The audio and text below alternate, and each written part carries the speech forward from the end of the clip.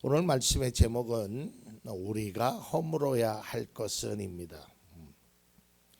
여러분 보통 이제 뭐 재개발을 하던 재건축을 하던 하면 이제 뭐 리모델링이라는 건 있는 거를 그대로 놔두고 안에만 고치는 것이죠. 근데 이제 재건축은 우리 청주에도 저쪽 사직동 이런 쪽에 지금 많이 하잖아요.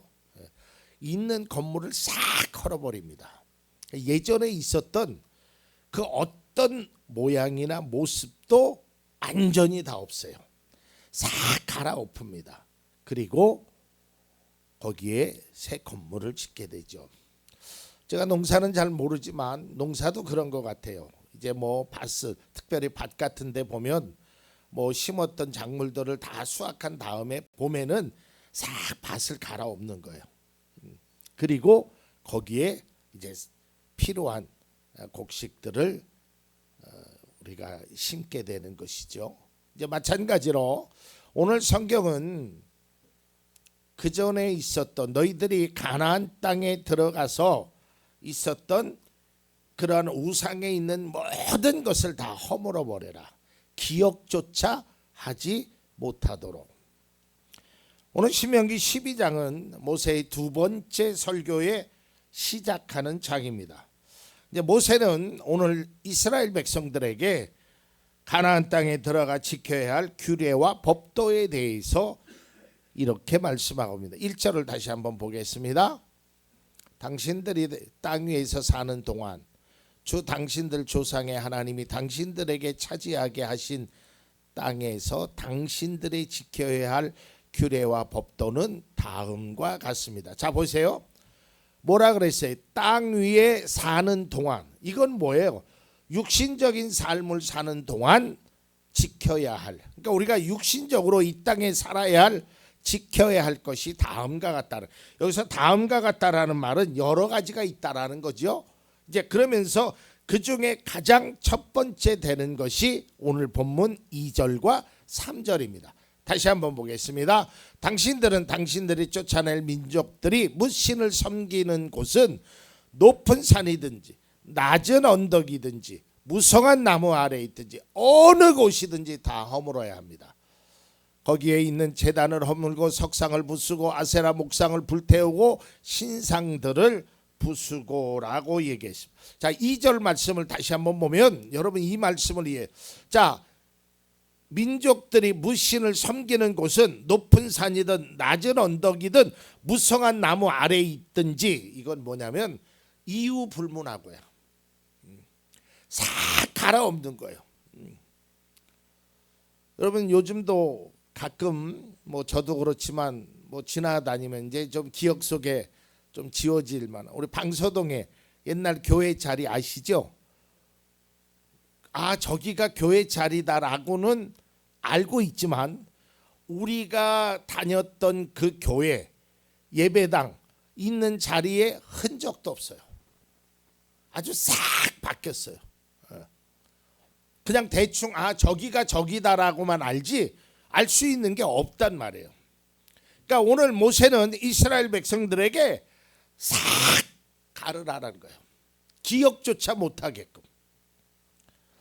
당시 가나안 원주민들이 섬기는 우상은 뭐 바알과 아세라를 대표로 하고요. 그 외에도 여러 가지 우상들이 많았어요. 뭐 별의별 신들이 다 있죠. 우리나라도 뭐 별의별 신을 다 섬기고 그랬잖아요. 물, 불, 나무 뭐 별거 다 있어요. 그래서 모세는 가나안 땅에 들어가서 가장 먼저 할 것은 그곳에 세워진 우상을 허물어 버리라는 거예요. 그런데 여기서 중요한 건 그것이 선택이 아니라는 거예요. 네가 하고 싶으면 하고 하기 싫으면 안 해도 된다라는 게 아니에요. 특별히 성경을 보면 하나님께서 또한 선지자들이나 예언자들이나 제사장들이 아주 강하게 얘기하는 선택의 여지가 없이 우리에게 요만큼의 틈도 보이지 않는 것 중에 하나가 우상을 부셔라라는 거예요. 여기에는 이유가 없어요. 뭐 어떤 변명을 들으려고 하지 않습니다. 그러니까 다른 죄는 하나님께서 뭐 들으시고 뭐 용서도 구하고 뭐 다 이렇게 해주시는데 이 우상을 섬기는 것만큼은 절대로 하나님은 용납하지 않는단 말이에요. 왜 그럴까? 하나님이 그만큼 우리를 사랑하시기 때문에 그래요.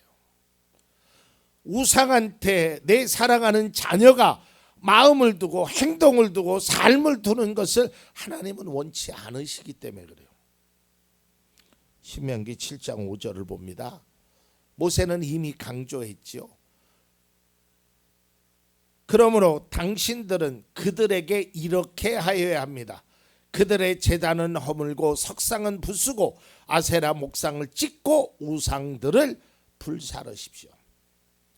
한마디로 얘기하면 씨를 말리라는 거예요.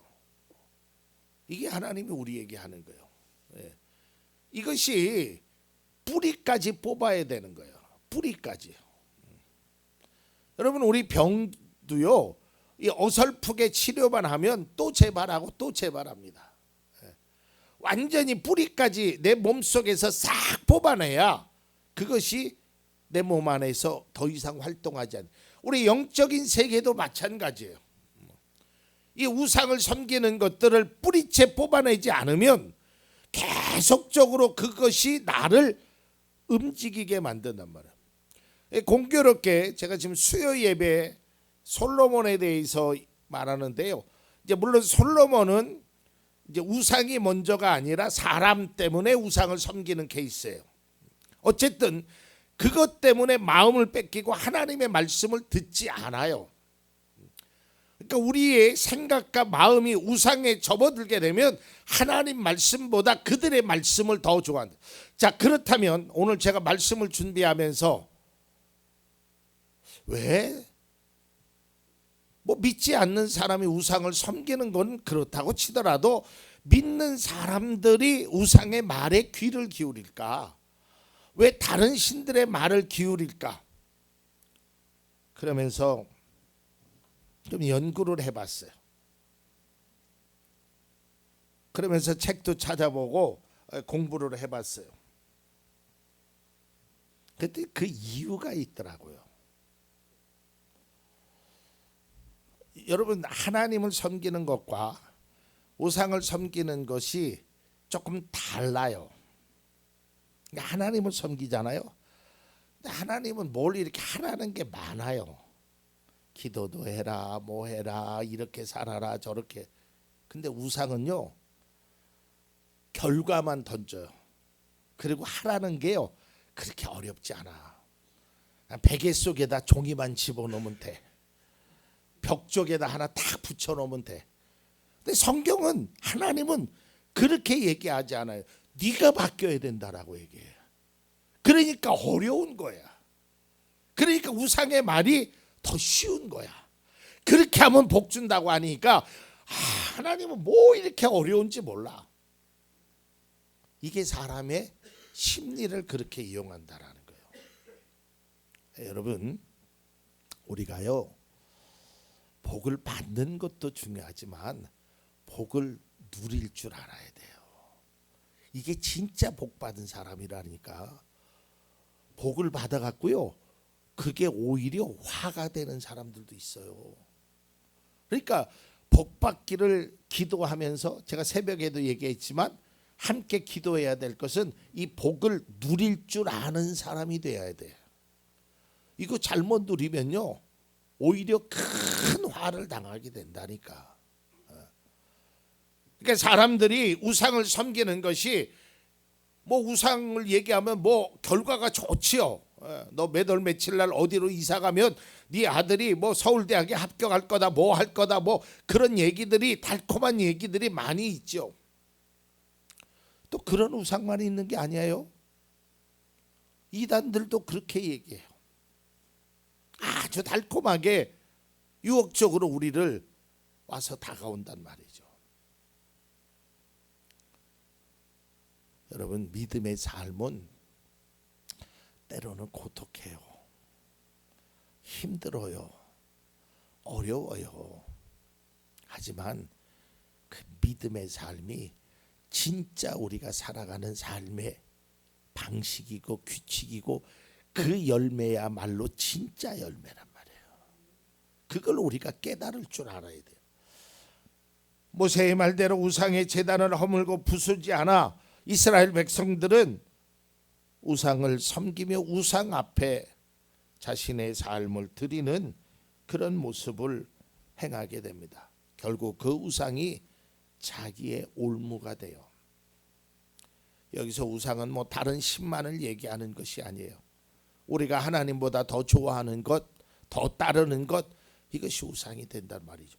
자, 시편 106편 말씀을 좀 보겠습니다. 34절에서 36절입니다.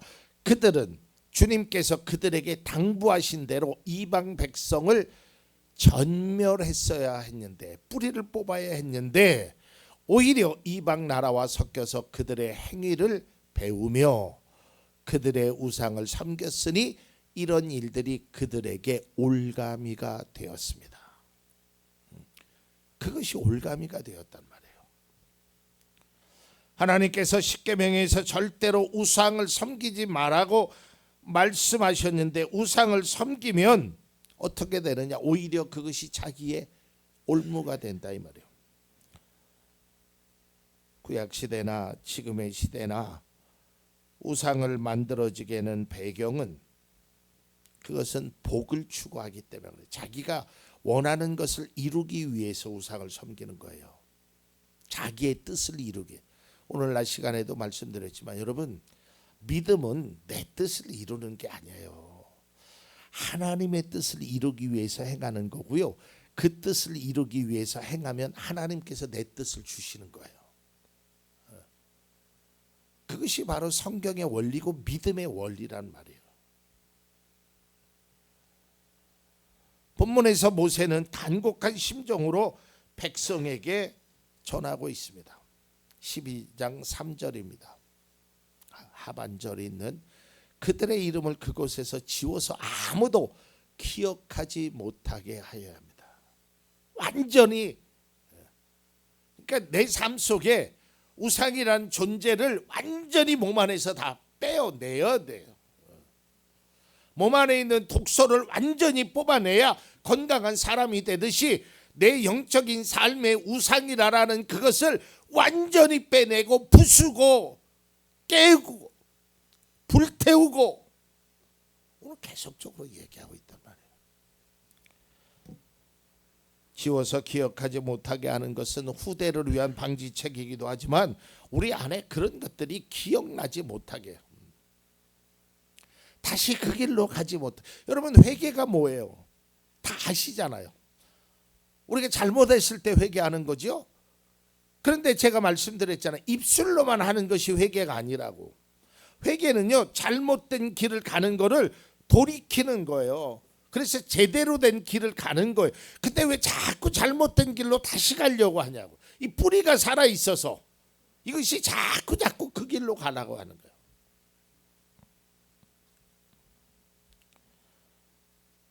표현은 조금 그렇지만요, 나를 위해서 주님을 버리는 일은 절대로 행하면 안 돼요.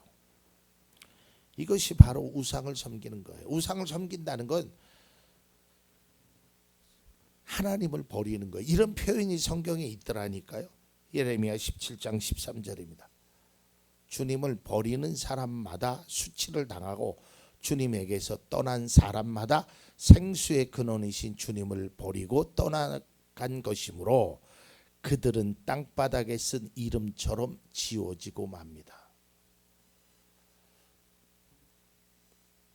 이 표현을 우리가 내가 우상을 부수고 태우고 없애고 해서 기억조차 못하게 해야 되는데 오히려 우리는 하나님 앞에서 내 이름이 기억되지 못하는 우상을 섬기고 하나님을 떠나는 사람이 되어서는 안 됩니다. 절대로 어떤 일이 있어도 여러분들은 주님을 떠나지 않기를 바랍니다. 주님을 위해 나를 버릴 수 있어야 돼요. 주님을 위해서 내가 가지고 있는 그 우상적인 존재를 싹 내려놓을 수 있어야 돼요.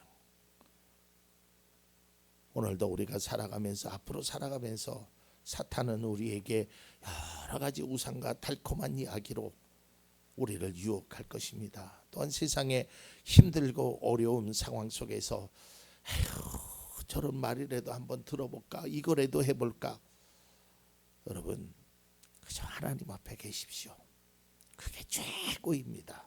그것이 우리의 삶을 평안으로 기쁨으로 인도하시는 그 하나님의 사랑을 믿는다면 우리는 그렇게 행하고 우상을 다 버리고 오늘 말씀처럼 기억하지 못하도록, 존재감이 없도록, 씨를 말리도록 완전하게 다른 모습으로 살아갈 수 있는 모두 그런 은혜가, 그런 삶의 모습이 우리 가운데 있기를 바랍니다.